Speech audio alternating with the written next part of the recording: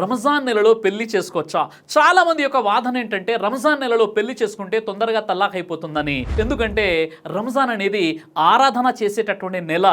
ఈ ఇబాదత్ నెలలో పెళ్లి చేసుకుంటే తొందరగా తలాక్ అయిపోతుంది అనేది కొంతమంది నమ్ముతారు. ఇది వాస్తవం కాదు.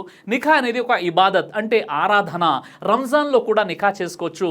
నిఖా ఆదా దీన్ హే అంటే నిఖా అనేది సగ ధర్మం కాబట్టి. మిష్కాతుల్ మసాబీ హదీస్ నంబర్ 3096. రంజాన్లో పెళ్లి చేసుకోకూడదని సహీ హదీసుల్లో కానీ ఖురాన్లో కానీ ఎక్కడ కూడా చెప్పబడలేదు.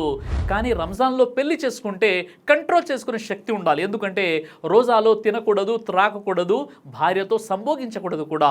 కొత్తగా పెళ్ళైతుంది కాబట్టి కంట్రోల్ చేసుకునే అవకాశాలు చాలా తక్కువ కాబట్టి రంజాన్ తర్వాత చేసుకోవడం ఉత్తమం అని కొంతమంది భావిస్తారు. ఉపవాస సమయంలో కూడా పెళ్లి చేసుకోవచ్చు, ఇఫ్తార్ తర్వాత కూడా పెళ్లి చేసుకోవచ్చు, లేదా ఇఫ్తార్ కంటే ముందు కూడా పెళ్లి చేసుకోవచ్చు. కానీ ఉపవాస సమయంలో సంభోగం చేయకూడదు.